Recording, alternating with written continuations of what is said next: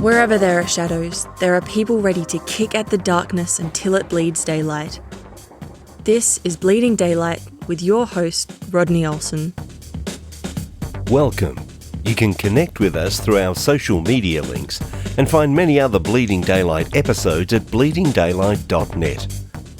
Today's guest will remind us that small acts of kindness can make a huge impact. I'll introduce you in a moment. Please think about who else would benefit from hearing this episode and let them know where to find Bleeding Daylight.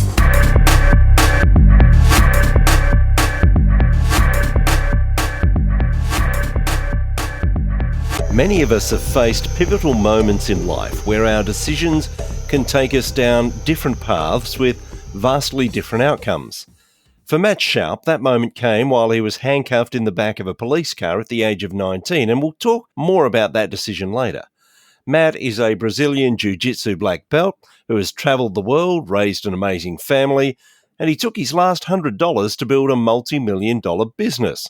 He's an entrepreneur, author and keynote speaker, and I'm so pleased that he is joining us today on Bleeding Daylight.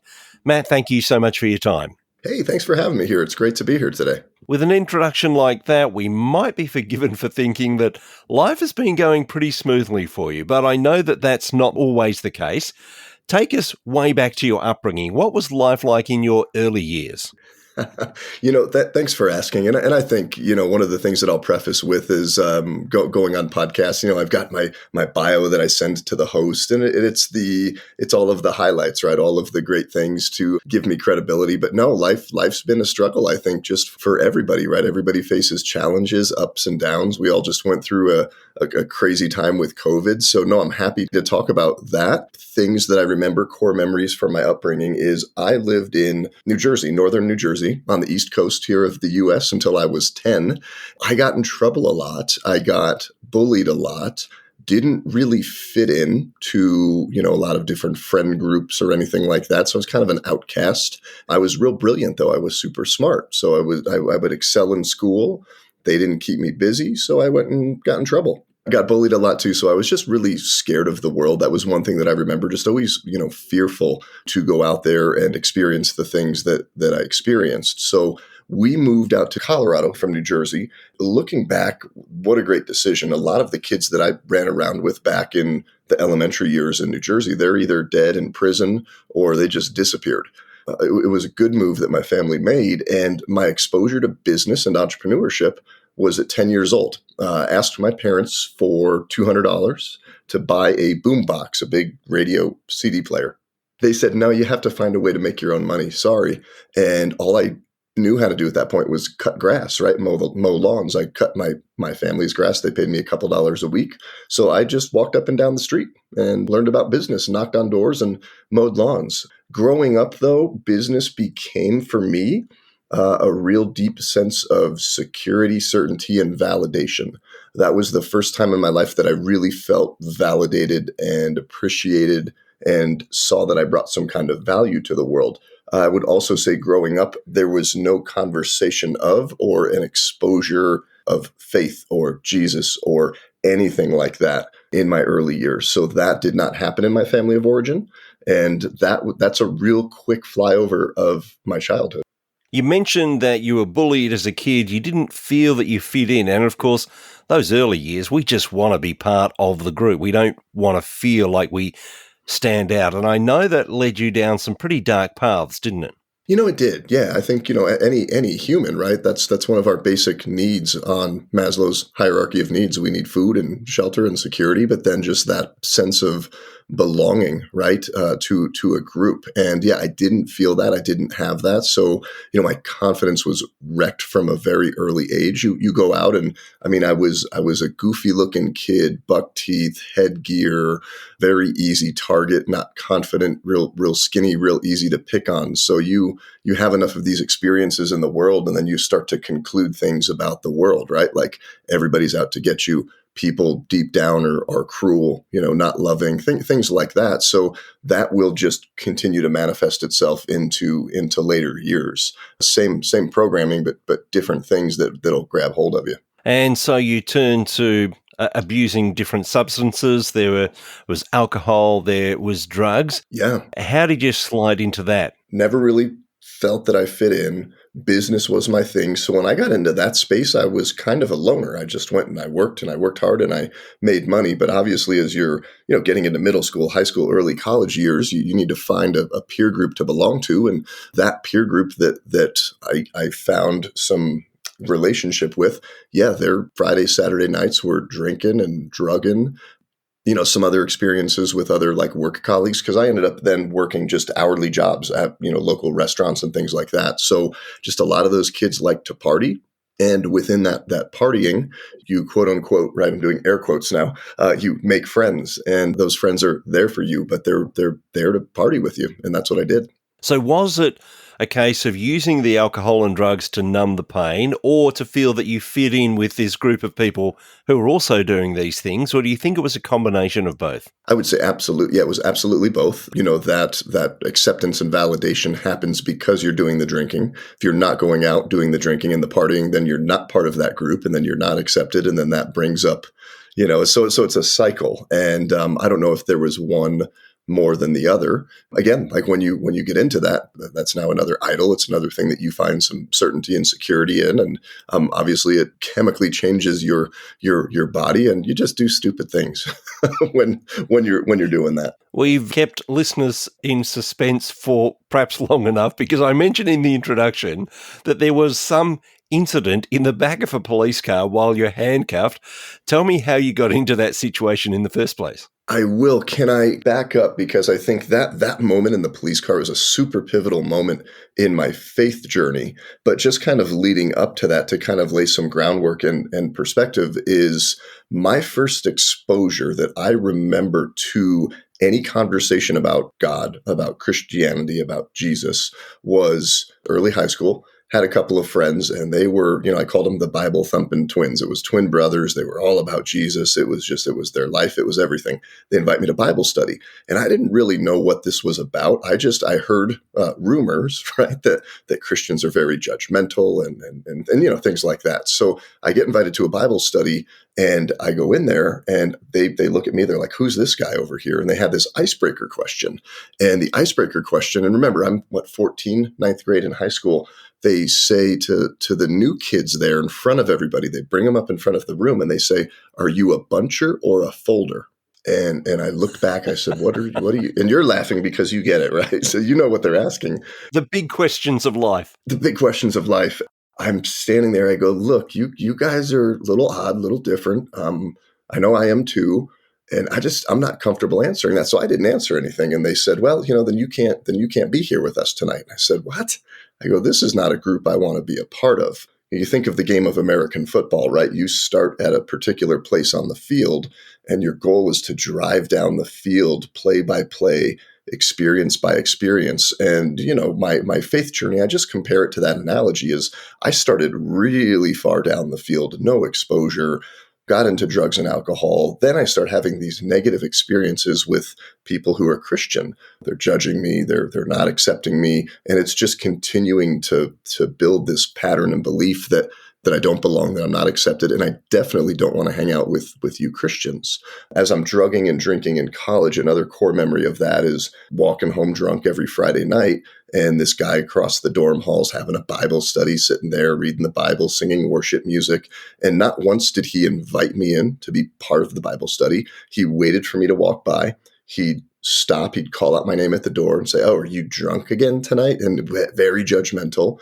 And again, never showed the compassion of Jesus to me or anything like that. Just judged me. So I said, I'm going to go out and do drinking and drugs. Those experiences really made me decide and determine by about 19 that I don't want to have anything to do with Christians. They're judgmental. They think they're perfect and they're not. They want to point out everybody else's faults and they don't want to admit their own. So screw you guys, was what I said. And I share that backstory because this evening in the police car, what happened was it was New Year's Eve from 2000 to 2001. We were doing the typical weekend of Friday afternoon, start drinking, and you run that through all the way to Sunday morning. House party wraps up. I'm severely intoxicated. And the people in the house are like, hey, everybody needs to leave the house. So they're pushing everybody out of the house. And I said, hey, I need to get home. So I'm standing out. It's 1:30 in the morning, January, Colorado, right? United States, very cold. And I know the general direction of where my house is located. And I said, oh, if I just walk straight down this street, I know that this street pops out on the other main thoroughfare. So I just start walking. And I'm freezing, and that's all I remember. I'm freezing and I'm walking. And that street does not go straight through to the street that I knew it ended at. It actually stops in front of a house, and then the street kind of mouse traps through this neighborhood. And I approach this fence. It's maybe 3 feet high. And I start trying to climb this fence, and I'm struggling. I'm fighting with this fence. And a car pulls up behind me, and I kind of see the headlights in my peripheral. I hear a door open, and then I hear the door close. And a gentleman comes up from behind me. He grabs me by the collar of my shirt and my belt on my pants, and he spins me around and slams me into a brown Ford Astro van with his wife in the front seat. And I'm super confused. And then he says, hey, Fort Collins police, don't move. Said, put your hands behind your back. And he handcuffs me. And I'm still confused because it's not a police car. Like, his wife's in the front seat. She's embarrassed and frustrated. And there's 2 babies in the back seat. And I'm severely intoxicated. They bring a marked police car, throw me into the back of that police car. And this is where a really memorable, really pivotal experience happens for me, Rodney, is this police officer, he did not quote the Bible. He didn't give me a Bible verse. He didn't tell me about Jesus. He just showed up as himself. And he told me a couple of things. He said, listen, son, it's real busy tonight. This computer screen in my car is filled with a lot of drunk people. And he said, if you're not that drunk that you can tell me how to get back to your house, then I'll drive you back to your house. He said, but I just want to let you know, because of what you are doing right now, like these homeowners had called the cops on you. They saw you walking down the street. I have the authority, the power, the control to punish you, to judge you, to put you in jail, to take you to the drunk tank, and to make your life pretty miserable. But I don't want to do that. He said, you've been respectful. You seem like a nice guy. How do you get to your house? So I told him, and he drove me home. And takes me out of the police car, walks me up to the front door, unhandcuffs me. Again, didn't quote a Bible verse. I don't know if he was a Christian. I don't know his name. I really just remember it was a male police officer from the city that I'm going to college in. And he unhandcuffs me, takes me to the door, and he says, hey, I think there's people out there that love you and that would not want to see something bad happen to you. And I hope next time I run into you that you're making better choices in life. There's a better way to do life. I just hope you make better choices. It was something to that degree. And then he lets me go, and I go home. I get really sick. I wake up the next day. And that experience, I don't know why, Rodney, it was just Jesus was there in that experience. He had the complete power, authority, and control to judge me and punish me, just like all these other people that I was perceiving was doing this to me. They were judging me. They were condemning me. And this guy just loved on me, just right where I was at. And he took care of me, and he didn't try to save me per se for the kingdom of God. He just loved on me. And I woke up the next day, and that experience really lifted the scales off of my eyes to all of the other people that were in the faith standpoint, that were also loving on me, that were also there for me no matter what, that weren't pushing anything on me, that were just meeting me where I was at. And saying, hey, if you ever need to have a conversation, you want to talk more about this Jesus guy, just give me a call. All I remembered because of all that painful upbringing were the negative moments. So I wake up the next day, and I would say, Rodney, I was exploring faith. I was talking to people. They were, sitting down having coffees with me, and I just couldn't get over the negative experiences. But that police officer, he drives me down the football field just a little bit more. And then those next couple of weeks after, I reached out to these people that were there for me, and they drove me down the field just a little bit more, had to make up a lot of ground. And then it was, January 14th, 2001, I gave my life to Christ. It's an interesting journey to get there, and there's a couple of things there that I'd like to explore. Firstly, those people that you had encountered in the past who weren't showing the love of Christ to you at all. They were showing judgment. And I guess we can easily do that. If we decide, no, we're in the right and everyone else is in the wrong, then we're going to show judgment. But the other thing is, I think there are some very well-meaning Christians who would love to reach out to people, but if they saw someone who's drinking and taking drugs and just carrying on with that kind of life, they might think, oh, they wouldn't be interested. And yet I suspect, by the way that you're talking, that if in that moment when you were coming home drunk from parties and you were passing by that guy's door who's running the Bible study, if he had actually dared to ask you, you might have even considered it. Absolutely. And it was really interesting because I ran into him not too long ago, and we can share that story later. It was really funny. But yeah, no, he never said, "Hey, Matt, come in. Do you want, you want to grab I think he was always eating like Chipotle or something. He never said, "Hey, you want to come in for a Chipotle?" He just said, "Oh, are you drunk again?" That was his question. "Hey, Matt, are you drunk again? I can smell you at the door." It was almost a challenge to get more drunk so he could smell me more, right? Coming home, I'm competitive. And but never invited me, never. And, not, he's 19, he's figuring things out. He has a story too. So I don't sit here and condemn him or judge him or be upset. It just is what it is. That was an imprint in my life and my story. But yeah, it shouldn't be that complicated. And I think we make it overcomplicated sometimes. Just love on people, understand they have a story, whether they seem pretty buttoned up or they're, drunk in a ditch in a gutter somewhere. Everybody has a story. All humans have those same needs at the end of the day, and just love on people and ask them real open-ended questions. I remember one of my friends one night after this was going on said, "Hey, are you okay? Why are you doing this? Obviously you're doing this every weekend, but you're brilliant. You're also going to school and working and running a business, and you're crushing it in that. So what's this 180 you're taking for 48 hours every week?" And it's interesting too, you would have come to faith at that point where you had some of those questions answered in that time between New Year's Day that didn't go so well for you through to the 14th when you say, I need to make a decision that will radically alter the direction of my life. And you enter into this new faith in Jesus. And yet at the same time, this has not been part of your lifestyle. This hasn't been part of your upbringing. I guess sometimes for those of us who have been brought up in the church, we at least know where we're going to go. If we make that decision, we've got some of the backstory. How was it for you in trying to fill in all those blanks to understand this faith that you'd just thrown your lot in with? It's interesting because my kids, Emily and I, we look at our kids and we obviously have exposed them to that since they were little kiddos. And, at 6, 7, 8, they both said, yes, I want to give my life to Christ and I'm going to get baptized and all of those things. And that's amazing. It's like, okay, they need to take that journey, right? With us guiding them through that time that they're teenagers and they really get into their formidable years and then they really believe in that, right? It's one thing for a 7-year-old to say it at 7 years old, but then there's really that exploration where they really commit to that. But I didn't have that. So looking back, I didn't realize at the time. I just said, hey, I'm 19.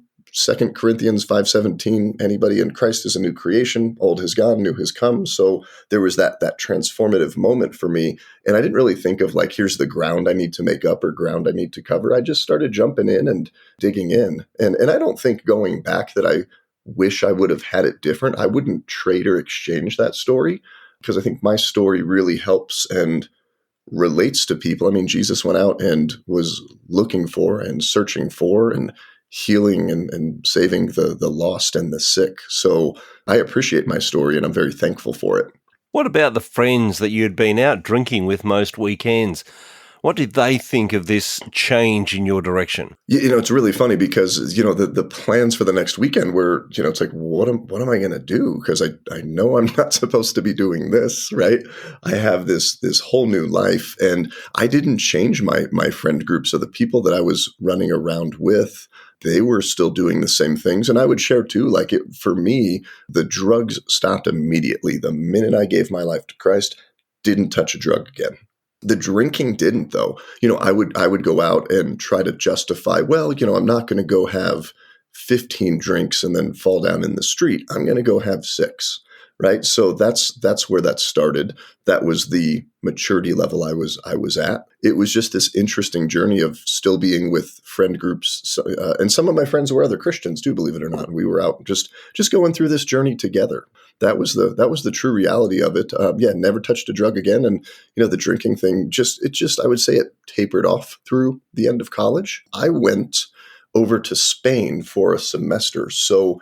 1 year later, I spent my spring semester of 2002 over in Spain.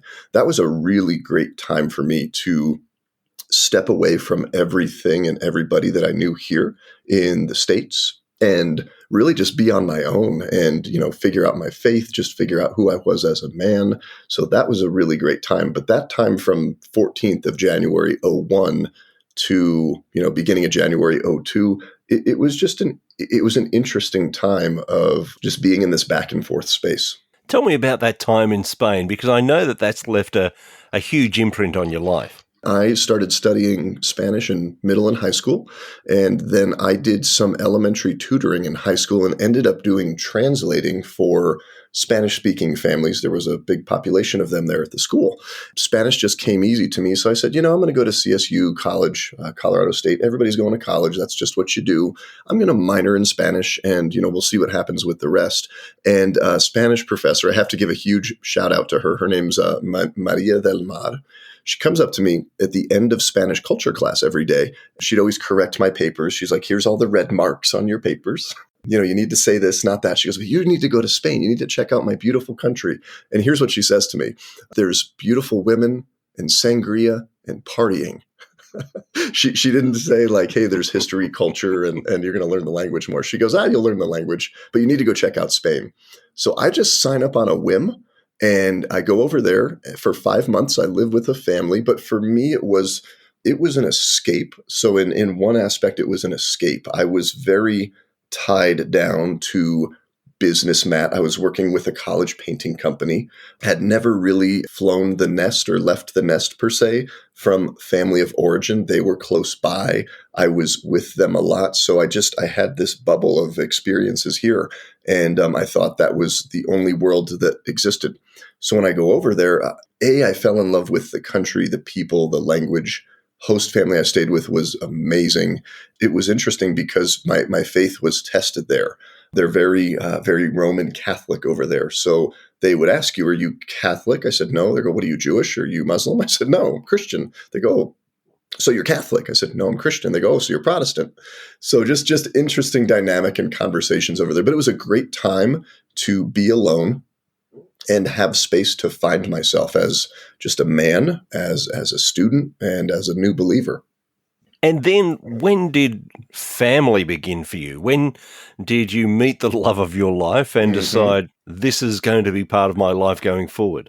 I have this amazing experience the spring semester of 02. I come back that summer, turned 21, and then in September of 2022, we were out salsa dancing at a local bar in the basement of a bar. Emily, my now wife, she got drugged there by her friend who liked to go salsa dancing. So, I learned how to dance in Spain. I go out.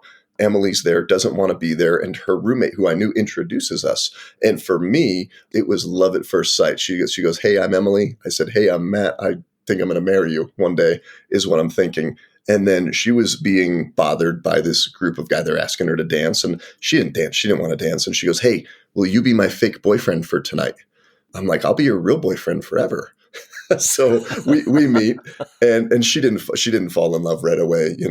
We leave that engagement that evening, and she goes, hey, next time I see you, I just want to ask you one thing. She knew I was into her. She says, don't forget my name. The next time I see you, that was just a thing for her, right? She goes, just please remember my name. I said, okay, Emily, I'll see you soon. Run into her a month later, and you know what happens? I totally forget her name. She said, I'm writing this guy off at that point. And we end up having a bunch of classes together next semester. We were doing an activity and then going back to our seats. And I'm walking back to my chair. I have my coat on the back of the chair, and she's sitting in it. And I go, hey, Emily.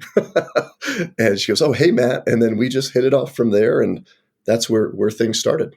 So a bit of a shaky start, but you came through in the Yeah. end. I came through in the end. Yeah, no, it was interesting. For her though, she had just gotten out of a relationship that didn't end well, and she had a very different upbringing. She grew up in a Christian home, was really looking for a solid Christian man, and she said, "Hey, the next person I get into a relationship with, it's because I'm going to be interested in getting married. It's not to go party. It's not to go have fun. It's not to go have arm candy boyfriend, something like that, right? It's like this is going to be my husband." And then she meets me, learns a little bit of my story. She's like, "Who's this guy who used to party a lot, says he found Jesus, went to Spain, now he's at the basement of a bar dancing," right? So she's real gun shy, totally understandable. Yeah, we kind of came from two different backgrounds, two different worlds, and just slowly started our life together. We'd love to hear the fairy tale story that someone who has a difficult upbringing or a difficult life comes to faith and then suddenly everything's wonderful. And we'd love to say that that's what happened for you, but things didn't always go well. You ended up in a job that you hated and things didn't go well. Tell us a little of that experience. I worked with a college painting company in college, and I made a bunch of money over 4 years in college, like 20, 30 times more than any college kid makes waiting tables, delivering pizza, whatever you do. But I spent 3 times what I made. So I graduate 2003, Emily in 2004. We get married the summer of '04. And I bought a house when I shouldn't have. And the mortgage loan officer, he was doing a lot of business. Again, I'm very idolizing of money and wanting to become a millionaire because I want to prove something to the world and screw the world. That was kind of my attitude, still very upset and angry. So I jump into the mortgage business thinking that's going to be this real sexy, glamorous, money-making business. And I absolutely hate it. I'm working at a bank, March of 2005. The new bank president that had just come in that week, I hadn't met him yet, but he calls me into his office and he's, nice suit, nice tie, big banker's desk. And I said, "Hey, I'm Matt. Nice to meet you." I stick my hand out to shake his hand and he says, "Go get all your stuff." He said another word and he said, "Go put it in a box." And I said, "What?" He goes, "You're fired. Get out of the bank. Like, get out of here." And then he said, "Maybe you should go do that painting thing." Again, I hate the job. It was the best, worst day of my life looking back. But again, just very judgmental, very condescending. "You're not good enough. Go get your stuff. Get the heck out. Go be a dirty painter," is effectively what he said and what I heard. So I'm standing in the parking lot of this bank with all of my belongings, professional belongings, in a box. And I just remember saying, I'm never going to work for somebody again. Definitely not somebody like that. And I'm going to go to this business thing. I've been doing this since I was a kid, and we literally had $100 left to spare. And all I knew how to do was knock on doors and generate paint jobs. So we launched M&E Painting. That was my first official business, right? And took $100, went to the bank, and that was after I came home. I got home about 1 p.m. and Emily says, "Hey, you're home kind of early today. Did you get a long lunch?" I said, "Yeah, it's a really long lunch."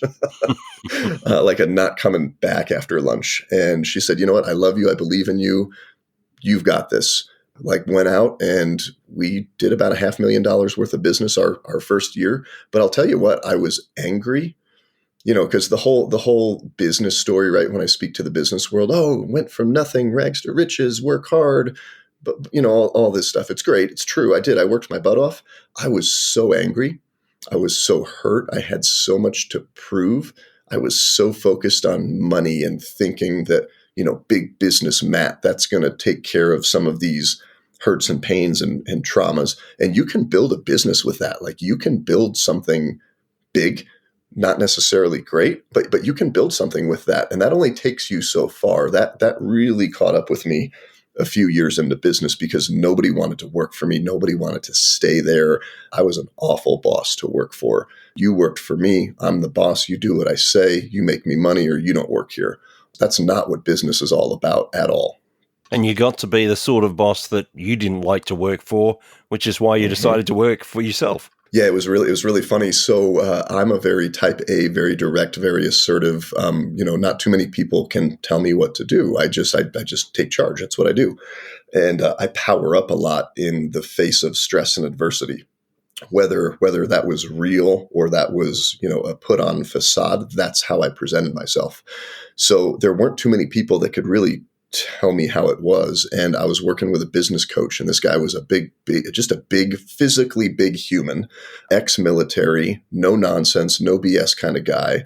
And he's like, Matt, what are you struggling with today? I said, well, I don't know why all these freaking people keep leaving me and what their problem is and why they're betraying me. And it's them. And he goes, Matt, cut the crap, shut your mouth, listen up. It's you. It's not them. Maybe nobody's ever told you this because they're scared of you, but I'm not scared of you. And don't you backtalk me. He was doing this with love, right? So totally fine. He said, it's you. Your leadership sucks. You're not good with people. You're angry. You need to get over the stuff that you need to get over. And if you don't do that, your business is not going to grow. I am a huge believer, and I speak on this a lot. Your business will only grow to the degree that you do personally. If you're not a business owner and you're listening to this and you're in a profession and you're working your way up the corporate ladder, if you're hitting a ceiling, the first thing you should look at is you and your story and why you're hitting it, and take accountability for that. I blamed the world for everything, Rodney, for everything that happened to me. Such a victim. As a man of faith, how do you make sure that you're not chasing after the great American dream of just more and more and more money, that making money is just part of what you do, that is a tool to be used by you rather than it controlling your life? We talk about being Christians. It's like, what are you grabbing onto with so much might that you can't let go of it, right? Like that's one of your idols. And money was for a long time. So I thought that, more money meant more security, more stability. And there's a lot of deep-rooted things neuropsychologically with me from my past to where that was all happening. But there was a real shift for me in business, is that money, profit, that's just a measurement of the degree that you serve people well with excellence. I used to think business was, marketing, and it is, right? Marketing, sales, delivery, collect money. You give a product or a service to somebody, they pay you, you're profitable. Profit first. Profit is the only thing that matters. You can't have a business if you're not profitable. It's like, well, hold on a minute. Who's doing all of this? It's people. And when I realized that business, it's just humans serving humans. And to the degree you serve them with excellence, there's a value exchange. You make money, but you also build relationships. But for me, when I went from being a boss to being a leader, I'm the leader of a company. I have a responsibility and a duty, and I take this very seriously, to contribute to the lives of other people that are spending 30, 40, 50, however many hours in the paint business. It's more than that in the summer. They're spending their life. They're dedicating themselves to what we've built. And I have a responsibility to take care of them financially. But then at the bigger level, what is their journey? What's their story? Where have they come from? I have a gentleman, he's now a full-time pastor. He came to work for me after he was a 4-time felon. Being able to be a part of his journey while we're making money doing business, it was such a greater achievement, accomplishment, contribution to the kingdom, being able to contribute to his life that way. And that's what business is all about. So yeah, I love business. I'm good at business. It's a gifting. The things I do is something the world needs. I love sharing stories and writing books. But what I want to leave behind, I'm really focusing now on the legacy and what I want to leave behind for entrepreneurs and for the people that I'm called to serve. Matt, we talked earlier about those Christians who didn't act in very Christian or compassionate ways to you. And you did mention that you had since run into that young guy who was 19 at the time and could smell the alcohol on you. How did that coming together go? So I'm at a Mexican restaurant with my wife. This is, 6, 7 years ago. I had been doing a lot of speaking in the business space. I've been speaking in the business space for a long time, but I just started speaking and just kind of started sharing my faith story to men's groups, to small Bible studies, to a small team of pastors. So I'm getting ready to go speak this afternoon. Emily and I go have lunch and have a great lunch, pay the bill, get up. I look over my left shoulder and I'm like, is that Brad? I go, is that Brad? And she looks over because we were dating. She goes, that is. And she knew him from other avenues. I go, should I go say hi to him? She's like, Matt, don't go say hi to him. And she goes, I don't think he liked you in college. I go, yeah, I really didn't like him either. I said, let's just go say hi to him. So we get up. I go up to the table. I go, hey, Brad, how you doing? And he looks up. He says, Matt. And he just eyes get wide and didn't say hey, how are you doing? How's life? What's going on? He just said, what are you up to? And I said, oh, well, my wife and I started M&D painting. Oh, you're the M&D guy. So immediate, like same guy that he was, 20 years ago. I said, well, what are you doing, Brad? And he was telling me his resume of his contribution to the kingdom of Christ, basically, right? And so I played the business thing up a little bit. This is me. I'm a little facetious. I will get like this. I'm just, I'm just being honest. And I said, yeah, Brad, I go, we're growing companies, and I'm speaking, I'm getting ready to write a book. And he's like, well, that's nice. It was really good to see you. And I said, I'm actually going to speak right now. And he's like, oh, where are you speaking to? I said, I'm going to share with a group of pastors at my church my story about coming to Christ. And he was silent. And I said, it's really good to see you, Brad. And Emily and I walked out. And I'm just one. It's like, what did that guy think? You asked a question earlier in the podcast. You're a believer, and maybe you run into somebody that's down in the dumps in the gutter. They're drunk. It's like, well, maybe they're not interested. It's like, yeah, maybe they really are. Maybe in 20 years you're going to run into them, and the impact you have, the way you show up, the things you say, maybe the hug you give them, the coffee you buy them, the handcuffs you put them in, and what you say to them in the back of a police car could be literally a turning point, not just for their life, but for their eternity. So my challenge, encouragement to listeners is just think about what that is. Everybody's got somebody in their life that needs Jesus, that is in a really bad place. When I share this story, it helps me remind myself how I need to show up for people. So, I hope this just serves as an inspiration and an encouragement. And, if you can't find a connecting place with a family member or somebody they're under their drugs, alcohol, what do we have in common? Just, hey, I love you. I'm here for you. If you ever need anything, let me know. Want to go get a coffee? Want to go get a lunch? Give them a phone call. Shoot them a text message. Matt, we've touched on a number of things, but mostly we've looked at your faith journey. There's a lot more to explore in the business world, in books that you've authored, and all the rest. So if people want to find out a little bit more about this story, what's the easiest way for them to get in contact with you? Yeah, the best way is mattshoup.com. So on my website, I've got my bio, my story, my books. I take business leaders from all over the world to Spain on leadership retreats. And I've got some free resources there on my website that you can sign up for. And then that kind of starts the communication chain between us. And I'm pretty easy to find. Just reach out. And love connecting with people from all over the world. And I will put links to your website in the show notes at bleedingdaylight.net. Matt, it's been a real joy to talk to you. Thank you so much for sharing your story and spending time with us on Bleeding Daylight. Thanks, Rodney. And I appreciate you. Thank you. Thank you for listening to Bleeding Daylight. Please help us to shine more light into the darkness by sharing this episode with others.